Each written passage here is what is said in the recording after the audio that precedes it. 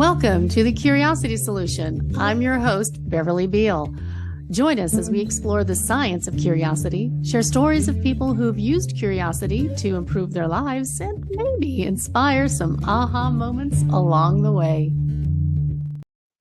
Welcome, everybody. This is Beverly Beal with The Curiosity Solution. And today my guest is Christina Cohee, owner of Relinquish Yoga and Wellness. Christina, I was really excited to talk to you today because yoga therapy really made a difference for my husband and helped him be able to accomplish one of his lifelong goals, which was to hike to Everest Base Camp, which is no small task after 3 back surgeries, including, a fusion. And so that's something that really, I always thought of yoga as just, being something that you stretch and, make yourself more limber. But let's talk a little bit more about yoga therapy and how, what was the pivotal moment for you to even get involved with that? And what were you doing that kind of pushed you in that direction? Yeah, great question. For me, it's my story. It's a part of my story, which I know is true for a lot of folks. It's their passion comes out of some things that they were struggling with. So I had chronic illness for over 20 years. I spent periods of time bedbound, and a friend invited me to a restorative yoga class. We got this group on. We go to the class. I absolutely hated the class. In restorative yoga, if you've ever done, you're just laying around. Yeah. And it's kind of upset, like I paid for this class and I'm just laying around. But I kept going back because I wanted to spend time with my friend and get my money's worth out of my Groupon. And something happened along the way. I started feeling better and I got curious about that. And I thought, what's going on here? And so I saw a flyer for a yoga therapy info session. And I went to this information session to find out about, I was like, I think there's something here that can help me. And it was an information session to get people to sign up to be yoga therapy students, in the beginning. So anyway, long story short, I started the training. My life radically changed. I discovered why I was sick and how I could get better. And then now I get to do that for other people. I've healed from over 15 different diagnoses, and I am living as a well person, which I never thought was possible. 15 different diagnoses. Yeah. Wow. What were some of these diagnoses? Things like chronic fatigue syndrome and adrenal fatigue, hypothyroidism. I had chronic active Epstein-Barr virus, multiple chemical sensitivity. The list goes on and on and on.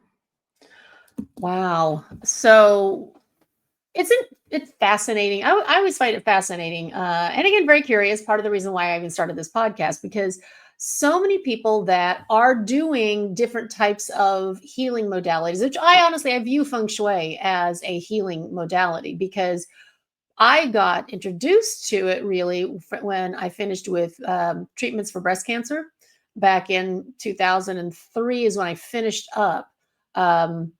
And one of my neighbors gave me a book on feng shui, and it was like, help your house heal you. And I thought, you're so weird, but thank you.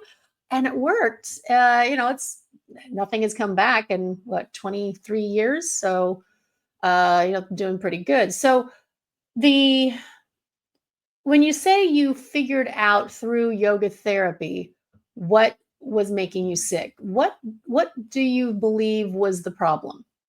What was making you sick? So there's something called cell danger response. And Cell what?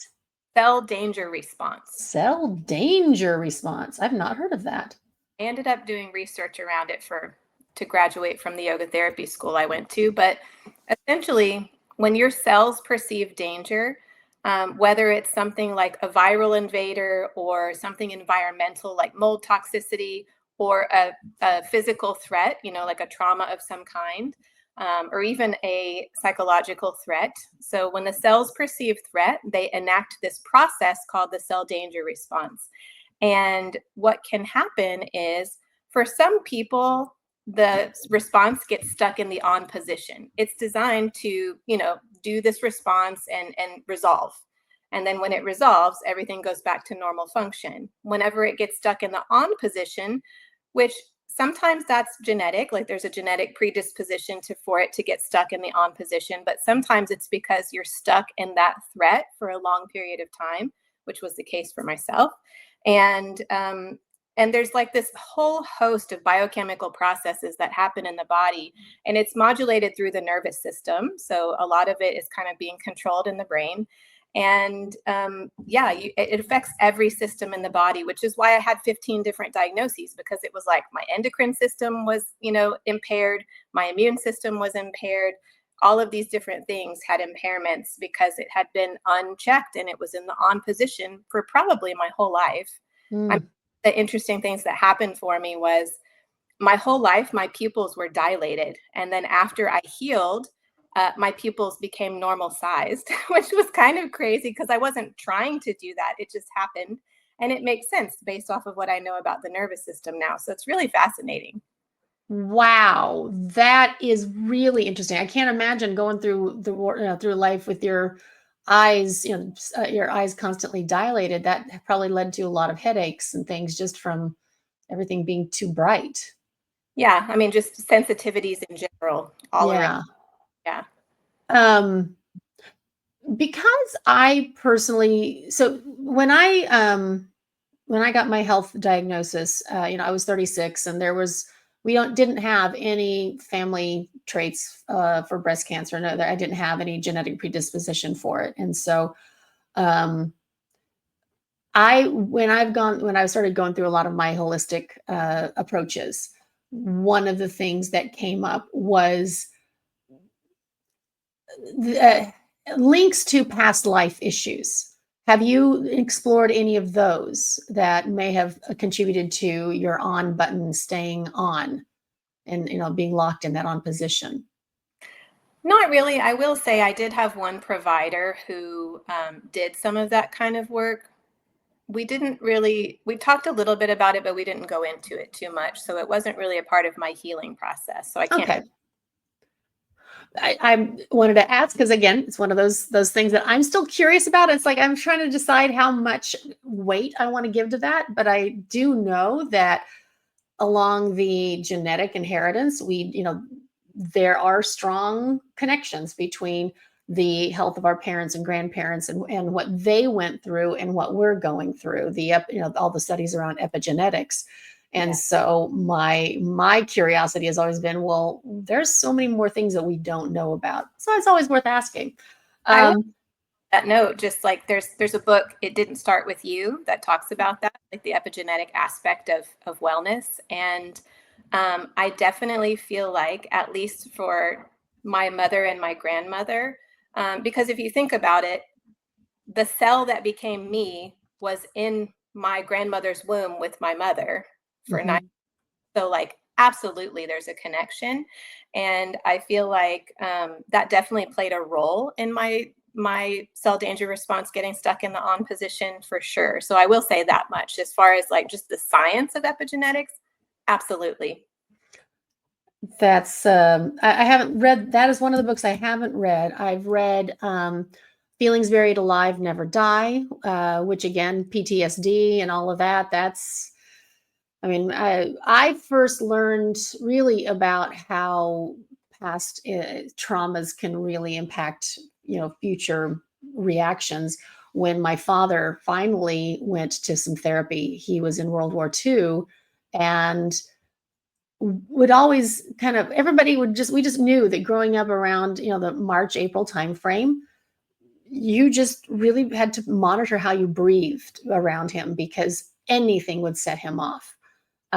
And then once he finally admitted that, oh, Mel, maybe my war experiences had a little bit of an impact on me, and went to the VA and had some EMDR therapy, she helped him to understand that when the dates of when he was in combat were, what was the weather patterns, because those, as a farmer, those were very impactful, and how even up to like a month to 6 weeks prior to the anniversary date of one of those traumas, you could find yourself starting to have that anticipatory reaction, that reactivity. And so that's why March and April were just kind of not fun in our house, Hmm. which is sad because that it started with his birthday. It was so March 8th was his birthday. And so yeah, March and April for me have always been, even now, I mean, now it's not such a big deal, but boy, until he helped me to see that, and he saw that for himself and putting that two and two together, yeah, that was a big deal.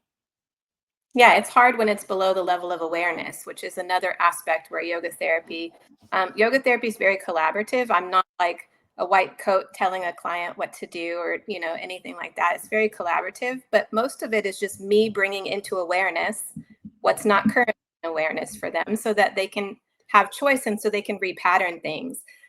Something else that really helped me was polyvagal theory. So like Mm. about my nervous system and the hierarchy of the nervous system, learning about neuroception, because when your cells are in a danger response, you're perceiving a lot of things as a threat. So I always give the example to my students of, if something bad happened to you as a child and there was a man wearing a red shirt, as an adult, every time you see a man wearing a red shirt, something in you is going to know that. It's like it's a danger signal, but it's not conscious, like you're not aware of it. And we can't always become aware of that nuance of something, but we can repattern our nervous system. We can learn how to regulate our nervous system, learn how to co-regulate with other people. Like there's so many tools that are available. And that's where like play and joy and like all of those kinds of things come in, which was also a huge part of my healing process. And I use it a lot with clients as well. Say some more about play and joy. How do you bring that in with your clients? I like to say, I quote Dr. Bessel van der Kolk. He says, scared people don't play, which really, I just really like how succinct that is. And it really lands. And so I get people to, most of us as adults, we lose our ability to play and we lose our kind of silliness. And we think, oh, that's just for kids. I have to be this serious adult all the time. And so sometimes I'll have clients introduce things that we have to start small, because if you go big too soon, it doesn't feel safe for someone. So I'll have someone, every time they catch their reflection in the mirror, they just wink at themselves and like, something silly, because it makes you laugh and it's silly and you get the neurochemicals of silliness, which are great for rewiring patterns in your brain.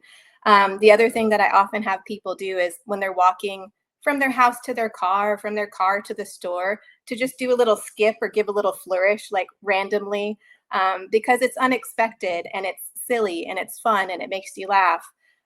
There's also different techniques from laughter yoga. I like to give people silent laughter as a beginning tool because it's accessible. You can do it anywhere.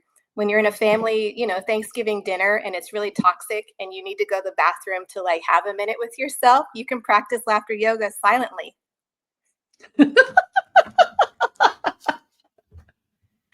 So it's a really great tool to bring in some joy. I love that. That's actually something that my husband and I have started doing every time we hear something like, news or reading something about current events. We just let out a belly laugh, even though we'd rather scream. But because I mean, there's nothing we can do to change it. It's just we need to work on again keeping ourselves balanced. Yeah. Yeah. That's great. I like this. I like that silent laughter. That also feels very silly. Yeah. That's good. So before you started doing all of this yoga stuff, and you started going to this um, quote unquote waste of time, relaxation yoga, yin yoga, what were you doing prior to all of that? That you felt that your friends felt like you needed to go and relax. Yeah. I mean, I'm still kind of doing as far as vocation is concerned. So I have 4 children. I have 3 still at home now, but at that time, all 4 of them were still at home. And I homeschool them. So that was like my full-time job. Yeah. And I still have 3 of them. I'm still homeschooling. And so I'm working very part-time. I see clients 1 day a week. Um, I will say how I ended up there, though, is that you know, I had a lot of allostatic load on my system, a lot of stress from childhood experience. And then just the way that I came to understand the world was that it's not a very safe place. And so I'm vigilant, you know, as a young adult, or as a young person, young adult, I'm very vigilant, always like trying to be in control, very type A, very driven. I was valedictorian. I went and got 3 degrees, not one. You know, it's just like I have to like very do, perform, achieve, like all of those kinds of things. And unfortunately, the culture rewards that. So I was often rewarded for that type of behavior. And I drove myself into the ground. Like I drove myself into that place where I was bedbound and not able to do anything. My system was just shutting down. And often when I get clients, they're either in that state or on the verge of that state. Mm. As I had been in fight or flight for decades. And then all of a sudden my body's like, okay, we're done. Like, we can't do it anymore. Had you already become a mother at the time that you were bedbound, or was that later? The motherhood later? So um, I became a mom. So I started to seek out medical help in my early 20s, like in college still. I became a mom in my mid 20s. And then it wasn't until my early to mid 30s, I adopted 3 kiddos that are siblings. And the reason why I didn't have more kids, I could have, but I just was, it made me so sick because of the demand it put on my body and on my Mm. system. And I didn't have those resources. Um, and of course, adopting was also very challenging, but in a different way. So it was really after all of that that I just had to, I just couldn't, like I would have episodes where I could barely walk. Like I couldn't eat. I couldn't do much. I was just in bed. It's hard to explain. My nervous system was just like, we're done. That sounds horrible. It was horrible. Yeah. And scary. Like there's a certain point where I thought, I guess this is it. I guess I'm going to like waste away and die like this. Like I hear a lot of stories like that too. Like I know of so many people now being in the kind of chronic illness community and connecting, because I did some training around like neuro rehabilitation and like how you can use some of the same principles that people use to recover from a stroke, for example, and you can use those principles to retrain your brain and away from threat pathways on into pathways of safety. And so I did use some of that, which actually is very much in line with yoga therapy. And a lot of the tools I was learning exist in the realm of yoga therapy under Sanskrit names. And it's modern neuroscience is kind of finding these things to be true that the yogis knew thousands of years ago. It's pretty interesting.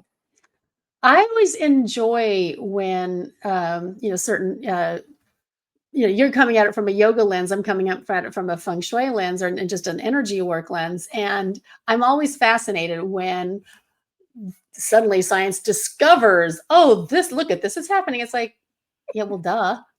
You Yeah. just didn't want to listen to us because, it had a different language model around it. Yeah. Um, uh, Yeah, I noticed when I was looking at your website, and I looked at your little resume that you have put up there. It's not little; it's a very, very comprehensive one. I saw that you had studied some work that from Jill Bolte Taylor's Hmm. work. I have not read her book, but I saw some of the interviews and listened to her TED talk. Talking about a person who researches strokes having a stroke and being able to observe it from the inside and then recovering so she can explain all that was amazing. So is that what you are referring to when you're talking about using the stroke recovery techniques? Not exactly. I mean, that I have done training with her. Highly recommend her book. I haven't actually read her first book, Stroke of Insight, but her second book is called Whole Brain Healing. And those are some of the principles I use. But there's a program called what is it called? Dynamic Neural Retraining System, something like that. And that's where I did my training, and just learned all about like how people get sick, which I had already learned on a certain level in my yoga training. So it was very complimentary of like just a deeper dive into some of the neuroscience and different tools that I can use that I was already using. So now I'm able to use them more effectively, adapted for the specific person in front of me, which is what I love about all of the complementary modalities, right? Like Western medicine is great for some like acute things. Like if I need surgery, I want Western medicine. Mm-hmm. Mm-hmm. For a lot of other things, it's this standard of care. It's like a protocol that you're applying the same protocol to every person in front of you. And not all medicine is practiced that way, but a lot of it is. And a lot of the complementary modalities, it's like very individualized for the person that's in front of you, which is why I love to say, like, if I have 3 clients and all of them have depression, I'm going to give them completely different things because they're completely different people with a different history and a different situation, and like everything about them is different except that this diagnosis is the same. So Mm-hmm. in yoga therapy, we're not treating a diagnosis per se. We're looking at how is somebody out of balance and how can I help give them tools to empower them to come back to balance. Because as I discovered for myself, when your system is in balance, and it sounds like you had this experience too, everything goes, like, you heal, like the healing just happens on its own. Mm-hmm.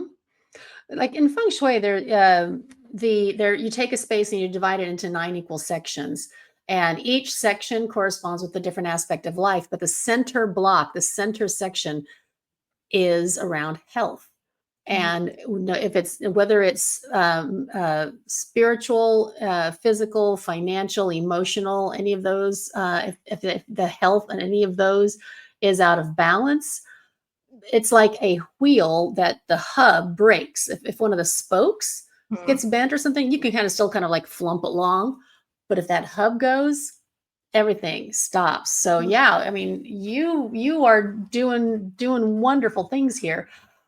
I can't help though, but wonder between the emotional or like the brain retraining and the physical retraining, who have you found to be the most responsive to the type of work that is it somebody more with physical issues? Is it somebody more with like the just the nervous system overwhelm?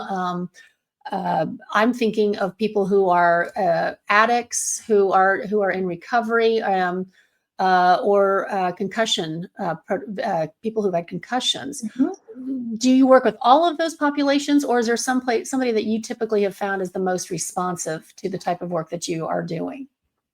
I do work with all of those populations. Basically, I work with people who are experiencing like burnout, overwhelm, just high levels of stress. And the symptom of that is the chronic illness or the Mm. addiction or the whatever it might be. And it's a little bit different with a trauma, like a traumatic brain injury or, concussion or things like that. But yeah, if I get a client who comes in because they have low back pain, I'm like, easy. Like it's not my norm. My norm is these very like people that have lupus and anxiety and Guillain-Barré syndrome and like all of they've maybe been in recovery for the past however many years, and just this slew of things that are going on. And of course that shows up, it manifests in the physical body. So there Yep. are things in the physical body. I work a lot with fascia. The fascia has like 8 times as many nerve endings as muscle tissue does. So I do work with muscle, but I find when I work with someone physically speaking, my brain is just thinking fascia and nervous system because our movements are guided by the brain. It's neuromuscular patterning. The brain creates maps, and those maps are how, not just how we move, but how we hold ourselves. Myself, I came into this, my head was down, I was very rounded and protecting, my heart, and it was just very like this. Whenever I started getting yoga therapy and I first saw a yoga therapist and she just had me take my gaze up, I felt like I was doing this, like I was just like naked to the world. Like it was very the nervous system is very sensitive. So I do work, obviously I work with the body. I mean, it's I could talk all day about the breath and about movement, and in yoga therapy it's kind of like we have 5 spokes to that wheel. So the physical body is one of them, the energy body is one of them, mental emotional is one, subconscious is one, and that's kind of like wisdom, intuition, discernment, and then the spiritual self. So like all 5 dimensions need to be in balance for someone to be well in the sense of yoga therapy. And what's so awesome about it, Beverly, is that when you have that connection, the symptom or the diagnosis doesn't even matter anymore. Like for myself, when I got to a place of about 80, 85% well, I could have stayed there and led an awesome life that is like more joyful than the average person. I was so happy, so joyful. I felt so great. Um, so, there comes a point where I tell clients the things that right now seem so big and so overwhelming, and you just want that symptom to go away. Like you'll get to a point where it doesn't even matter anymore because your life is so awesome, even if that symptom is still there. Oh my gosh, I love that. So that is, so I have a product called Joy Water. I've got it over here. And I created this as a way to help people just have the frequency of the essential oils in it to kind of neutralize the energy of a space and bring more joy back. But when you have that relaxation, when you have that connecting, honestly, you really are connecting with the divine, in my opinion. When you are experiencing joy, it is when you get the fullness of the experience that we are blessed to have here on this planet. um, in my mind, we are the ones who connect heaven and earth, and when we are truly connected on that vertical axis, that's when we can live to our fullest potential. And it sounds like that's exactly what you're doing. Is not only are you helping people connect with their source, with their inspiration, but also how to like trust the body to be grounded, so they can actually feel comfortable on the planet and work with the natural elements and the natural environment. But I also got this really neat visual. You're talking about the five pillars, and immediately I just saw this come together, because you, as the therapist, are coming together to give your clients that helping hand that they need. And this is actually making me feel a little emotional as I'm talking about this, because it is such a beautiful symbiotic relationship. So you say you're only seeing clients 1 day a week. Is that simply because of the demands of having? Well, how old are your kids that you're still homeschooling right now? I have a 10-year-old, 14-year-old, and 16-year-old. Okay, yes. So that's a super, super busy time in their lives. Mine are adults now, so I don't have that daily runaround. And with the homeschooling, that's pretty much all encompassing. So you do not have the school time option to see more clients.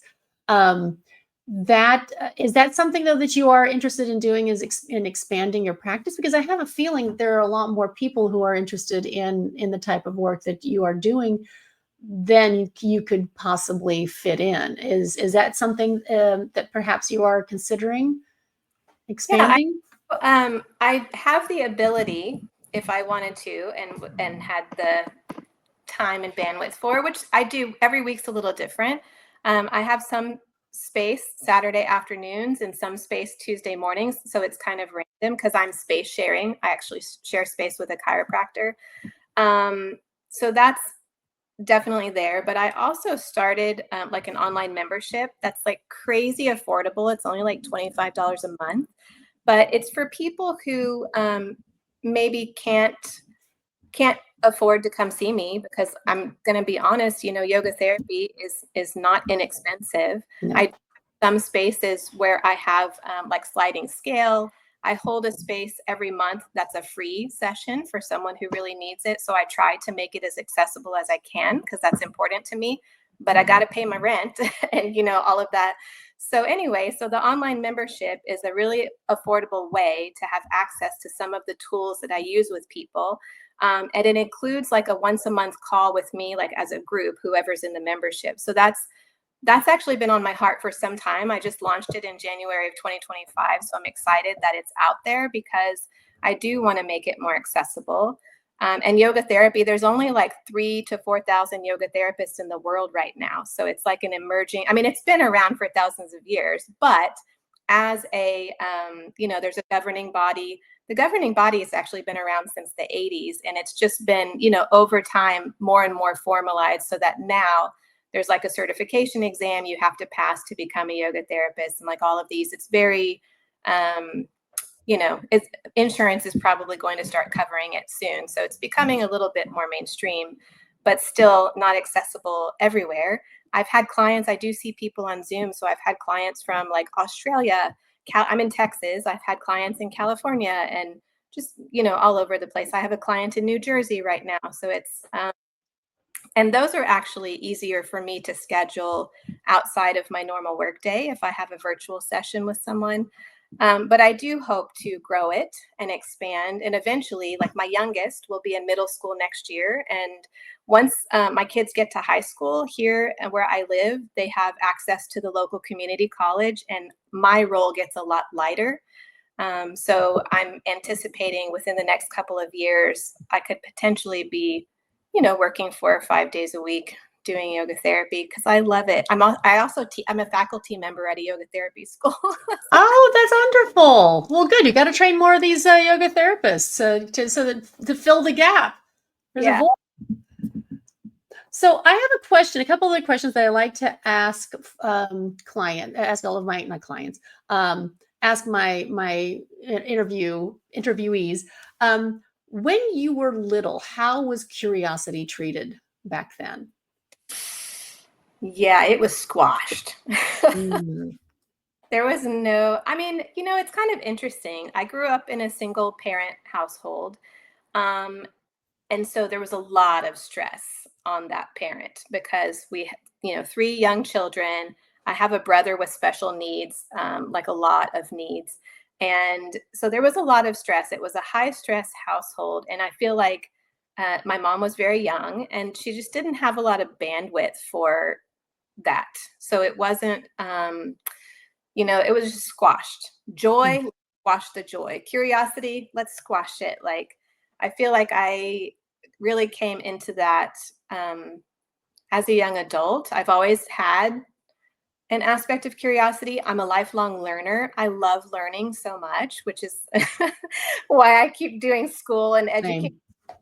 Like it's so fascinating, like all the different things there are to learn and know. I will say though that we also had in the less stressful moments, my mom was very silly and playful. So like it did show up in little spurts randomly. So there I did see it and I liked it when I saw it. So it's kind of like when I rediscovered that when I started healing, that it was like, oh yeah, okay, like this is a part of who I am, which has been one of the funnest aspects of healing and becoming what I call a well person is that I get to figure out who I really am. Like I was identified by all these diagnoses for so long. And now it's like, oh, I'm a playful person. I'm joyful. Like I'm this, I'm that. Like I love it. That's awesome. Um, do so. Uh, you talked about your brother who had special needs. Um, does yoga therapy work for the special needs population? Have you done much work with children who have the different kinds of special needs, or is it more for adults? Good question. I work exclusively with adults. I will say 2 of my 3 adopted kiddos have special needs. And so of course, I do things with them too. And yeah, it works. Like I have seen some really dramatic shifts with my own kids. I don't know of any yoga therapists that specialize. I know of one who sees kids with special needs. I'm not sure if that's her specialty, but it's definitely because it's the nervous system, it's the brain, and of course the body. So yeah. Okay, I recently listened to that podcast called the Telepathy Tapes. Have you listened to that one? Haven't. I'm going to recommend that you add that to your list because it talks about nonverbal autistic children and how they really do have the ability to tap into other senses. Mhm. And that's why many parents of autistic children can't ever hide anything from them because they know exactly where you put it. They're literally reading their moms or their caregivers' minds. And it's when these kids have been able to use letter boards to actually spell out ways to communicate them. Anyway, I highly recommend it. But again, talking about those abilities that many people have to tune into other energies and other things like that. In the past, it was just all considered woo woo, but in fact, now there's there's more proof about it. So anyway, add that to your list. Where in your body do you find that curiosity resides? So like if you know if it's something that is, like when you think about something and you go and go, "Ooh, I wonder what that's about." What part of your body lights up? I feel like a lot of my body lights up when I get curious. For sure, kind of my central channel, like my heart area, my solar plexus, my belly, like all of this, like is very much like drawn. I tend to be more like forward. Like some people have a back energy, and some people have a more forward energy. Mine is very forward, and so like definitely my front body is very like ooh.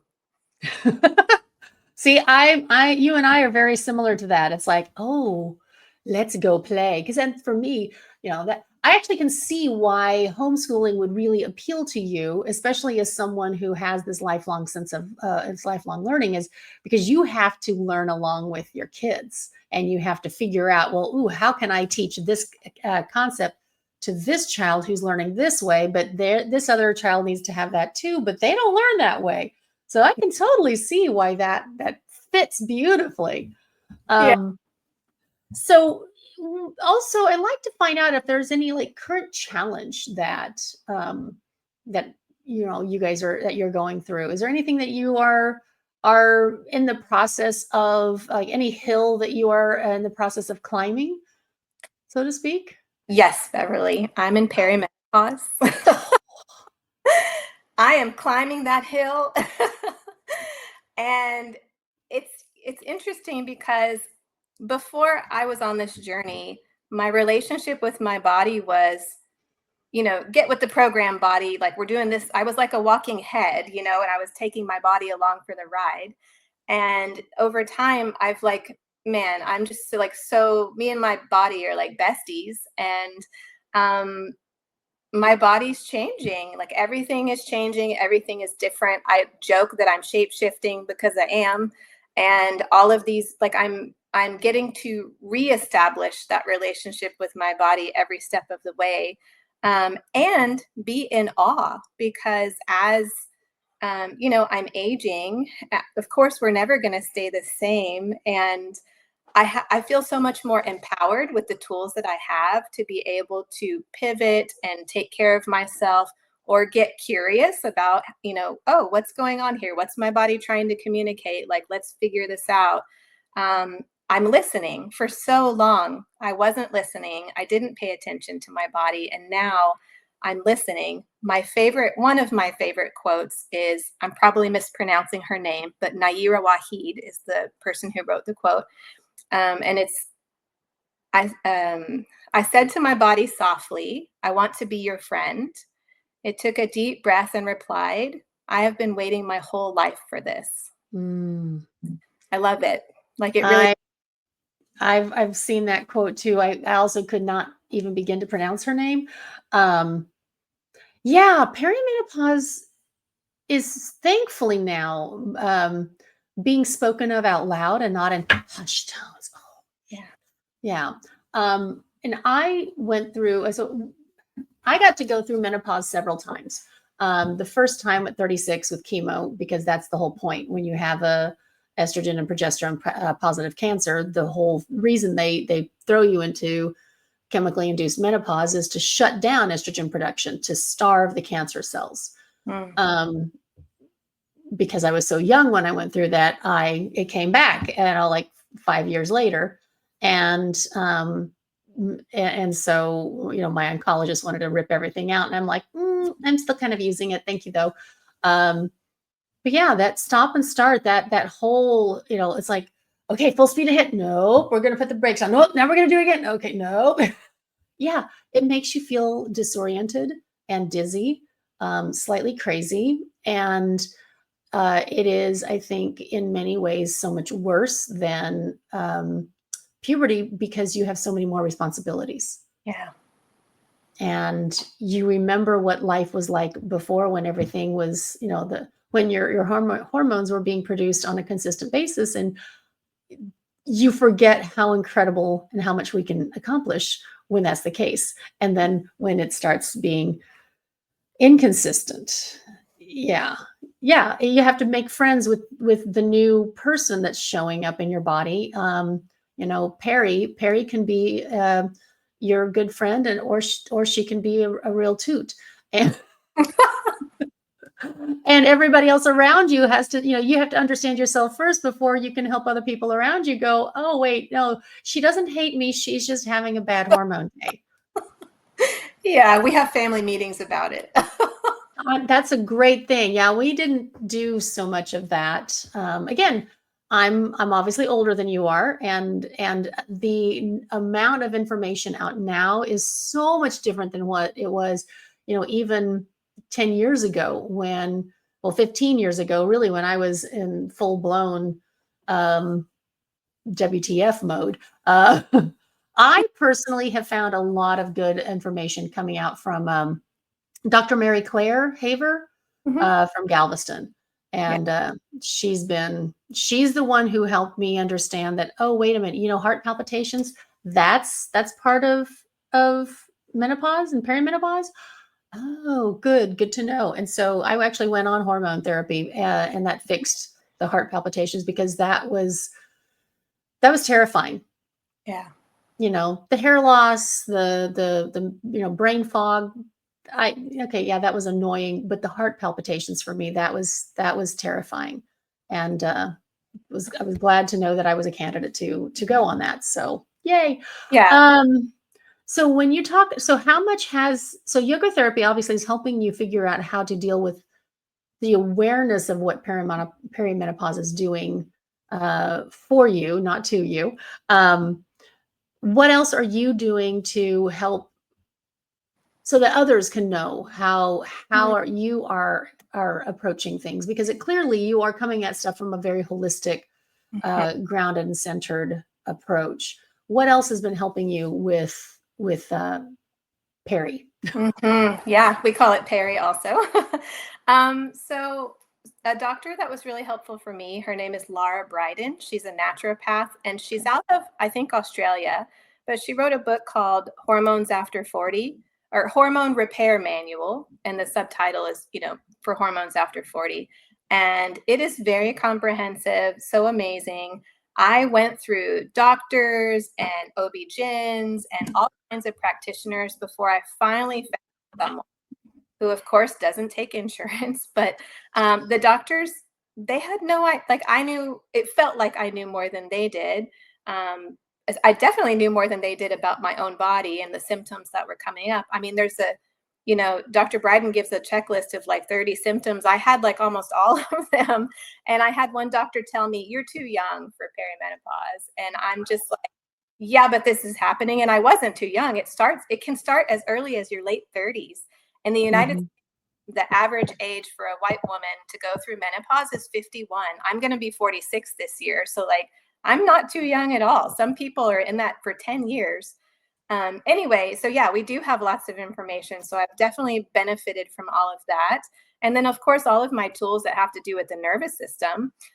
In perimenopause, your brain is learning how to survive without these hormones. And so the nervous system is a lot less resilient. So I have tools that I'm, applying.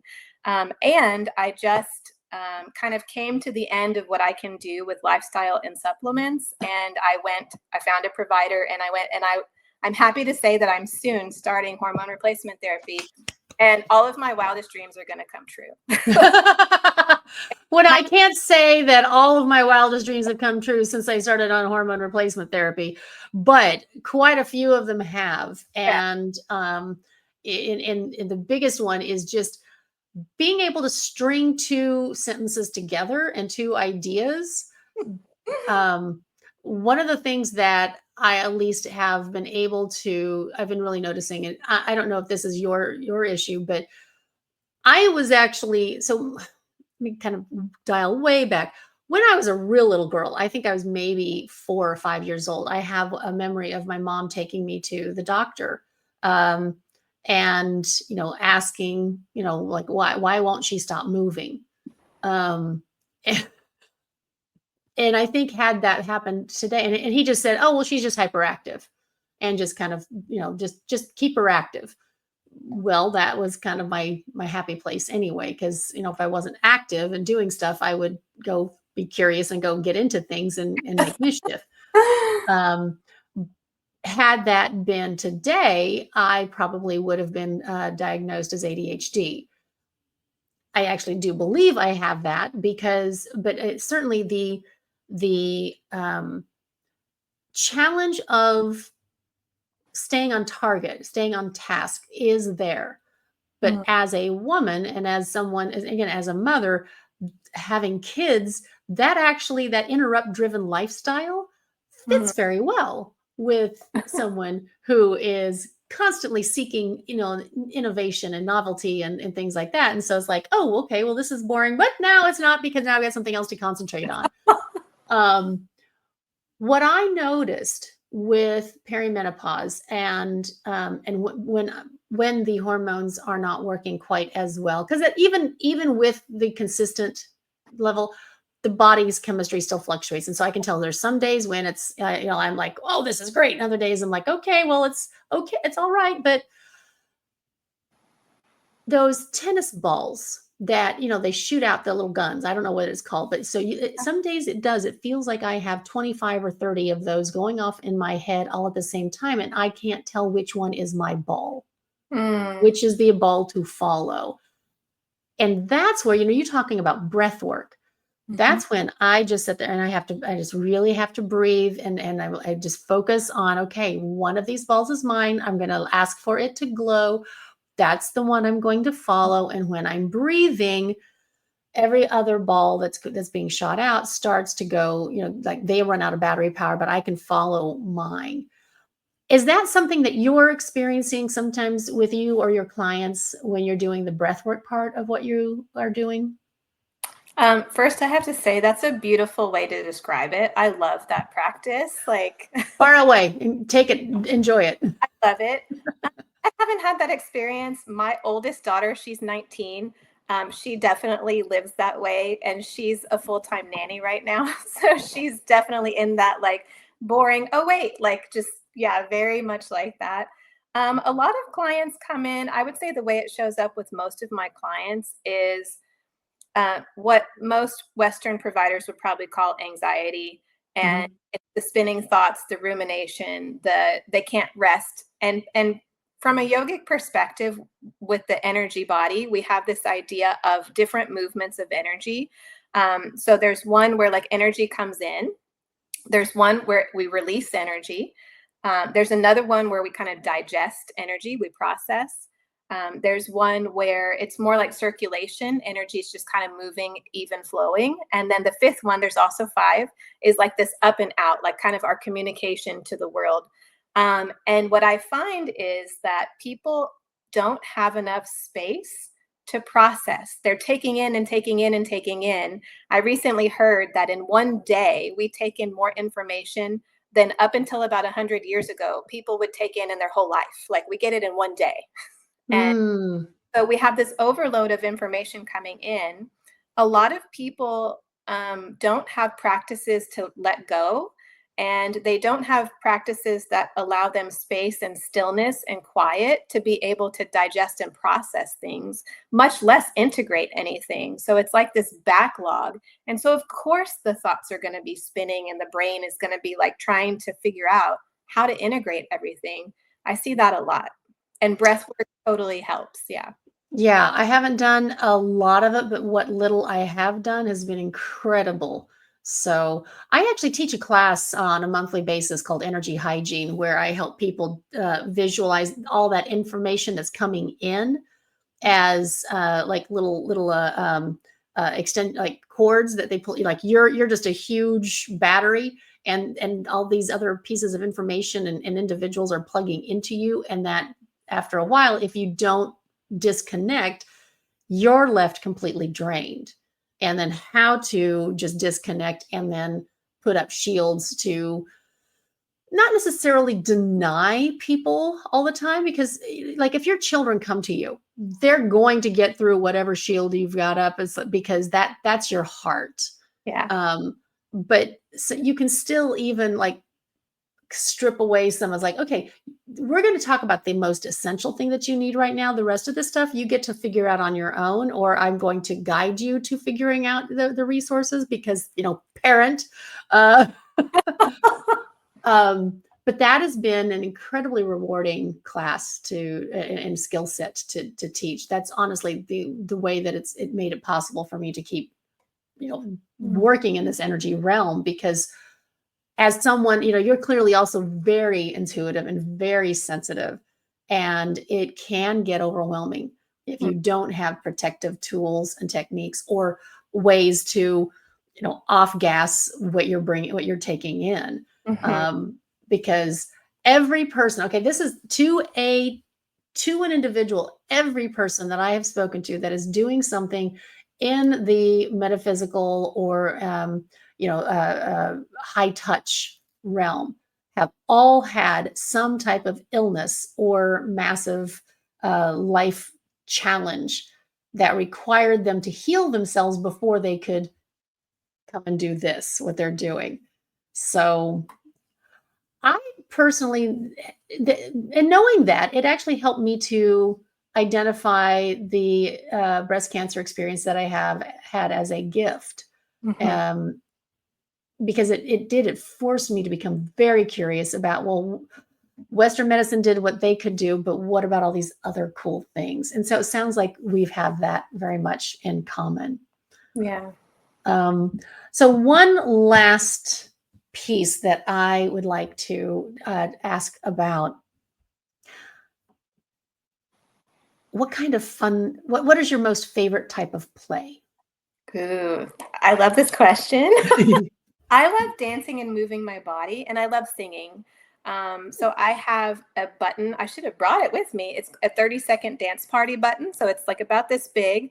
You push the button, and then this German voice comes on and says, 30-second dance party. And then the button lights up, and it's this music. And so for 30 minutes, you can dance and wiggle and jiggle. But I also love any kind of vocalizing. Like even in breath work, I hum a lot. Like I just love um, how I feel when I'm singing. I'm just so in tune with everything. Oh, that's great.